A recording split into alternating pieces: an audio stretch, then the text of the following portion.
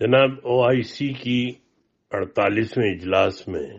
سب سے زیادہ فخریہ بات یہ ہے کہ میزبانی کے فرائض انجام دینے کا شرف پاکستان کو حاصل ہوا، اور سونے پر سہاگا یہ کہ اس میں ہمارے وزیر اعظم عزت مآب عمران خان صاحب نے جو خطاب کیا ہے، پاکستان کی تاریخ میں کبھی اس طرح کسی عام یا خاص نے مسلم امہ کو نہیں جھنجھوڑا جس طرح آج ہمارے وزیر اعظم صاحب نے اس کونسل کے خطاب میں جھنجھوڑا ہے۔ 70 سال اور کم و بیش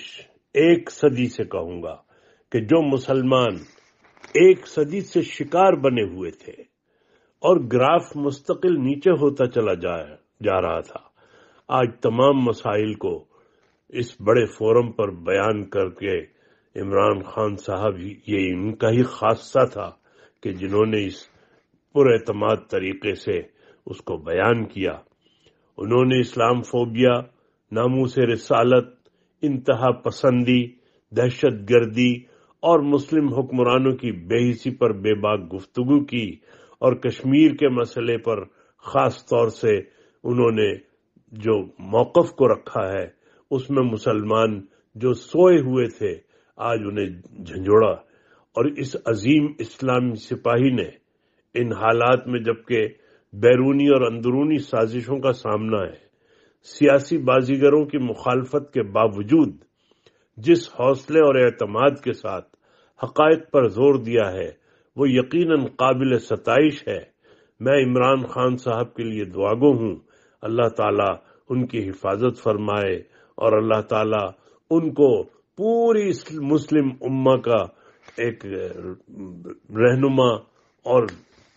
چمکتا ستارہ بنا۔ جائزہ لینے کے لیے کہا گیا۔ میرے وطن کا سربراہ بول رہا تھا اور اس کے الفاظ کے سحر میں قید تمام مسلم ممالک اس کی گفتگو سن رہے تھے۔ میرا ایمان ہے کہ عمران خان کو یہ جذبہ، یہ سحر انگیز انداز گفتگو میرے اللہ کی عنایت ہے۔ ڈاکٹر اسرار احمد مرحوم، جنرل حمید گل مرحوم، طارق عزیز مرحوم کے الفاظ میرے کانوں میں گونج رہے ہیں۔ ان سب کا کہنا تھا کہ پاکستان دنیا میں ایک راز ہے، یہ اپنا کردار ادا کرنے کے لیے بنایا گیا ہے۔ حمید گل فرماتے تھے کہ جس دن اس ملک کو ایک ایسا سربراہ مل گیا جو مغربی طاقتوں کی آنکھوں میں آنکھیں ڈال کر بات کرے گا، اس دن سے پاکستان اپنے اصل مقصد کی طرف چل پڑے گا۔ مجھے یہ سب دیکھ کر جہاں خوشی ہو رہی ہے کہ وہ وقت آ گیا کہ ہم پاکستانی مسلمان دنیا کے مسلمانوں کو اکٹھا کرنے والے ہیں، وہاں کچھ تکلیف بھی ہوتی ہے کہ میرے ملک کا وہ غریب جسے تعلیم سے دور رکھا گیا، جسے صرف 2 وقت کی روٹی ہی زندگی کا مقصد لگتا ہے، وہ ایسے وقت میں غیر دانستہ اس شخص عمران خان کی مخالفت کر کے اسی مغرب کی طاقت بن رہے ہیں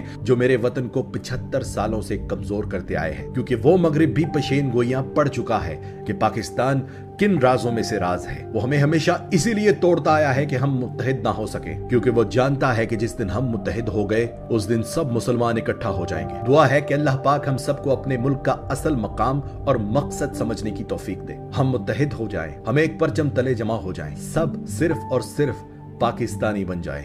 پاکستان زندہ باد۔